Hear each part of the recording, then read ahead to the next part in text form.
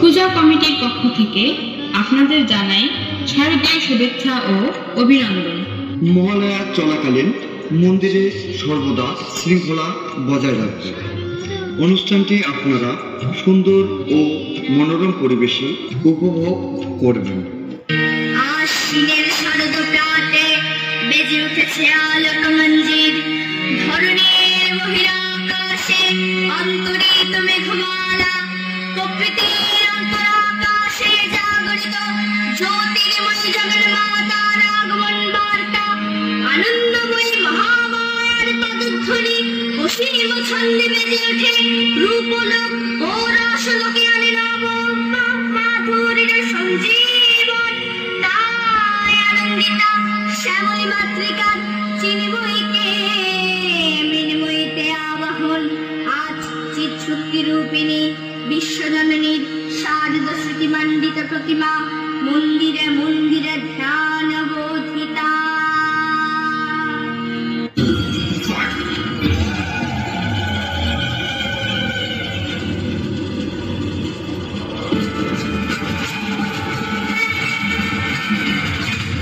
দুর্বল দেবতারা আমাদের সঙ্গে যখন পারল না, তখন আমাদের ভয় দেখাতে এক নারীকে এনে দাঁড় করালো। কেবলমাত্র শরীরে কালো রং মেখে আসলেই কালের সম্মুখীন হওয়া যায় না মূর্খ নারী।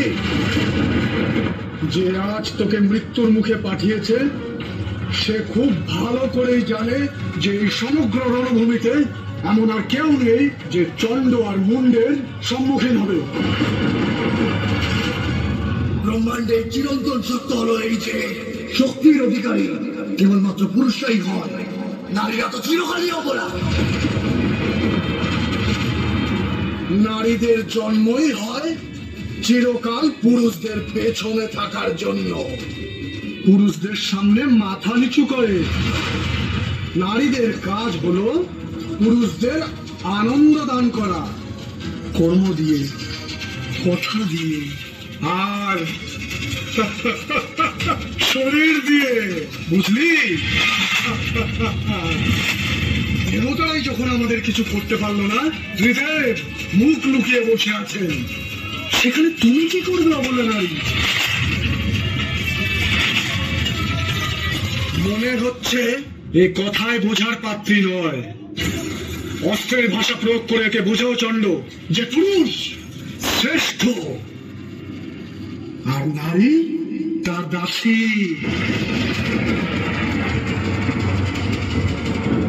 পুরুষ শক্তিশালী আর নারী অবলা।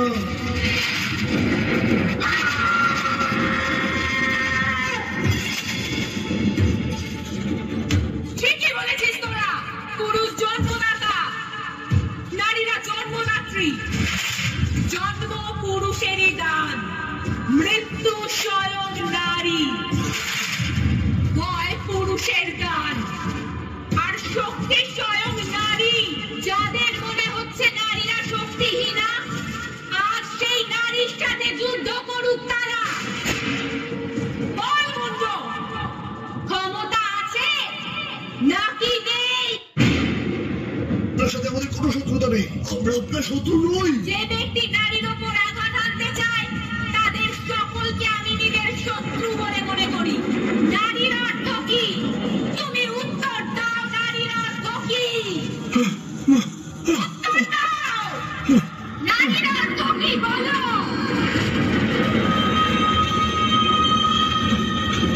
নারী অবলা হয়।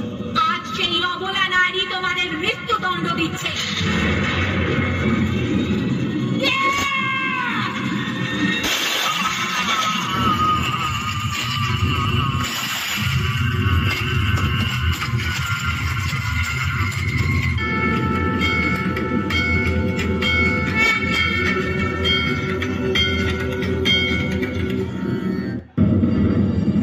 মহাদেব, মাতার এই অবস্থা দেখা যাচ্ছে না।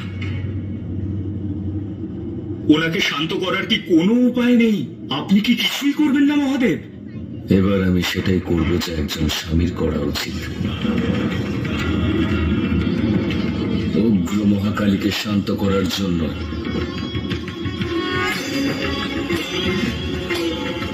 মহাকালের আগমন প্রয়োজন।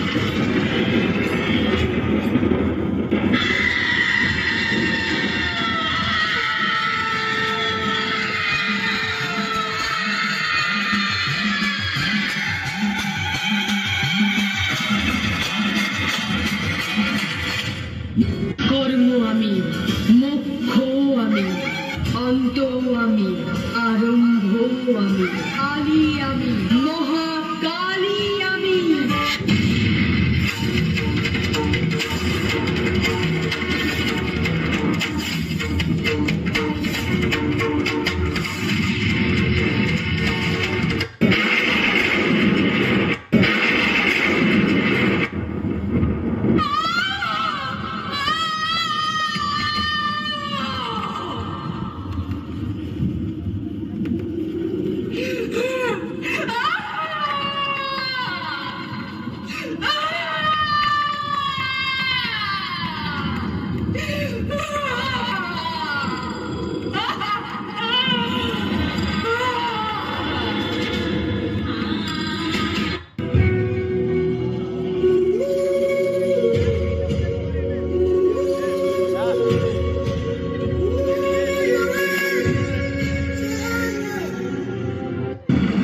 ব্রহ্মার অমর বর লাভ করে আত্ম অহমিকায় উদ্ভ্রান্ত হলেন মহিষাসুর।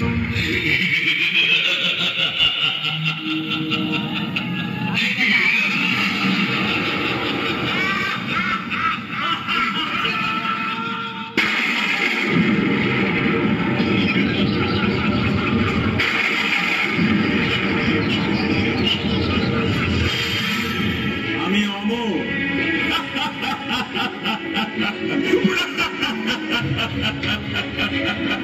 আজ থেকে আমি অমর।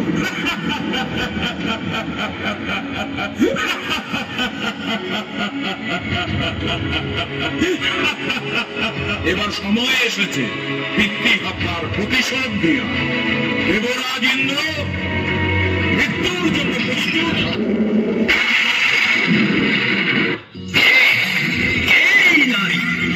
অসুররাজ মহিষাসুরের আদেশ উল্লঙ্ঘন করেছে। কোথায় লুকিয়ে আছিস? বের হ এবং চল আমার সাথে, নয়তো আমি জোরপূর্বক তোকে বন্দি বানিয়ে নিয়ে যাব।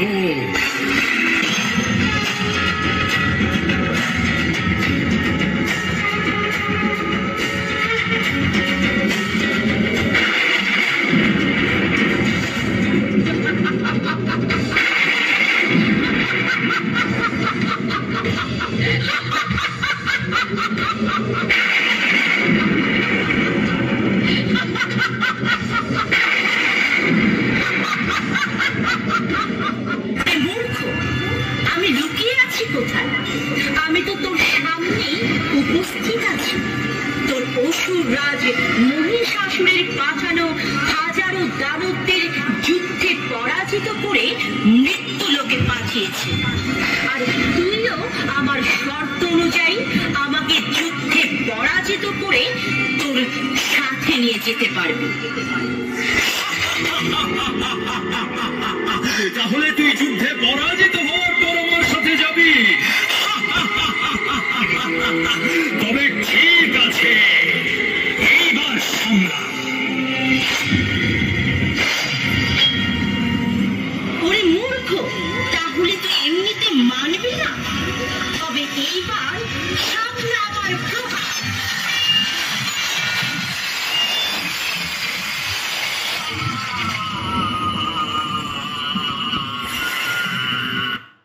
সুধী ভক্তবৃন্দ,